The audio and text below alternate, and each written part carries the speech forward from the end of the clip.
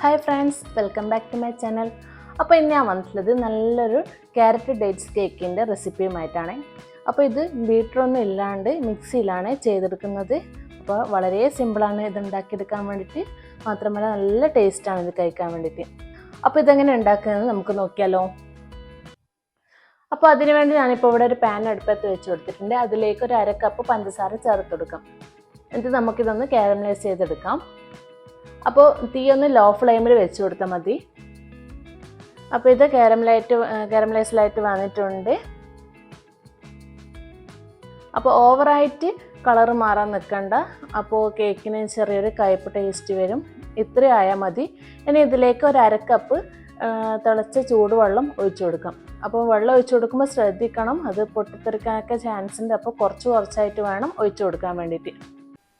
ഇനിയിപ്പോൾ ഇതാ പഞ്ചസാരയൊക്കെ നന്നായിട്ട് തിളച്ച് വന്നിട്ടുണ്ട്. ഇനി ഈ ഒരു ടൈമിൽ നമുക്കിതിലേക്ക് 1 കപ്പ് ക്യാരറ്റ് ഗ്രേറ്റ് ചെയ്തത് ചേർത്ത് കൊടുക്കാം. കൂടെ തന്നെ 1/2 കപ്പ് ഡേറ്റ്സ് ചെറുതായിട്ട് കട്ട് ചെയ്തതും കൂടെ ചേർത്ത് കൊടുക്കാം. എന്നിട്ട് രണ്ടും കൂടി നന്നായിട്ടൊന്ന് മിക്സ് ആക്കി എടുക്കാം. ആ ക്യാരറ്റും ഡേറ്റ്സും ഒക്കെ നന്നായിട്ട് ആ ഒരു പഞ്ചസാരയിൽ നന്നായിട്ടൊന്ന് മിക്സായി കിട്ടണം.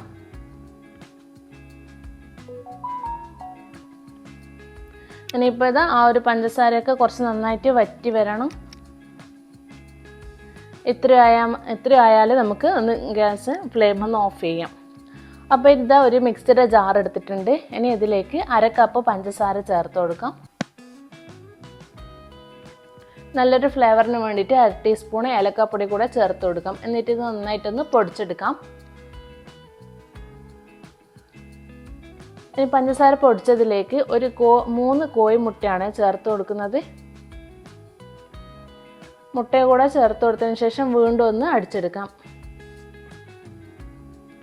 ഇനി ഇതിലേക്ക് 1/2 കപ്പ് സൺഫ്ലവർ ഓയിലും കൂടെ ചേർത്ത് കൊടുക്കാം. എന്നിട്ട് വീണ്ടും നന്നായിട്ടൊന്ന് അടിച്ചെടുക്കാം. അപ്പോൾ ഓയിൽ ചേർത്ത് കഴിഞ്ഞാൽ ഓവറായിട്ടൊന്നും അടിച്ചെടുക്കേണ്ട ആവശ്യമില്ല. ഇനിയിപ്പോൾ ഇത് ഒരു ബൗൾ എടുത്തിട്ടുണ്ട്. അതിലേക്ക് നമ്മൾ അടിച്ചെടുത്തിട്ടുള്ള ആ ഒരു മിക്സ് ഒഴിച്ചു കൊടുക്കാം.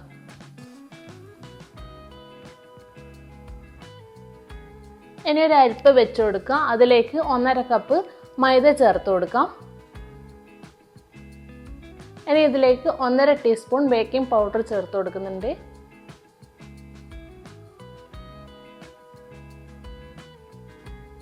അര ടീസ്പൂണ് ബേക്കിംഗ് സോഡ ചേർത്ത് കൊടുക്കാം. ഒരു 1/4 ടീസ്പൂൺ ഉപ്പ് കൂടെ ചേർത്ത് കൊടുക്കാം. പിന്നെ ഇതിലേക്ക് ചേർത്ത് കൊടുക്കുന്നത് സിന്നമൺ പൗഡറാണ്. ഞാനിപ്പോൾ ഇവിടെ ഒരു 1/4 ടീസ്പൂൺ സിന്നമൺ പൗഡർ ചേർത്ത് കൊടുത്തിട്ടുണ്ട്. പട്ട പൊടിച്ചത് അത് ചേർത്ത് കൊടുക്കുമ്പോൾ നല്ലൊരു ഫ്ലേവറാണ് ഈ ഒരു കേക്കിന്. അപ്പോൾ എല്ലാം കൂടി നന്നായിട്ടൊന്ന് മിക്സ് ആക്കി എടുക്കാം.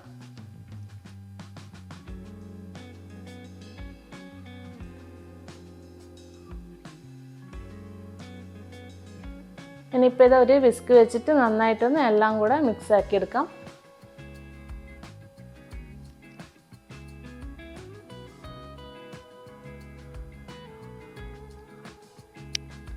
ഇനി ഇതിലേക്ക് നമ്മൾ നേരത്തെ കുക്ക് ചെയ്ത് വെച്ചിട്ടുള്ള ക്യാരറ്റും ഡേറ്റ്സും ചേർത്ത് കൊടുക്കാം.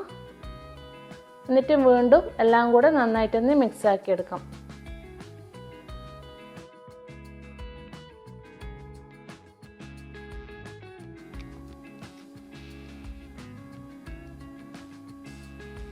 ഇനി ഇതിൽ നമുക്ക് കുറച്ച് നട്ട്സ് ചേർത്ത് കൊടുക്കാം. ഞാനിപ്പോൾ ഇവിടെ കാഷ്യൂ നട്ട് കുറച്ച് എടുത്തിട്ടുണ്ട്. പിന്നെ കുറച്ച് കറുത്ത മുന്തിരിയാണ് എടുത്തിട്ടുള്ളത്. അതുകൂടെ ചേർത്ത് കൊടുക്കുന്നുണ്ട്. എന്നിട്ട് എല്ലാം കൂടി നന്നായിട്ടൊന്ന് മിക്സ് ആക്കി എടുക്കാം.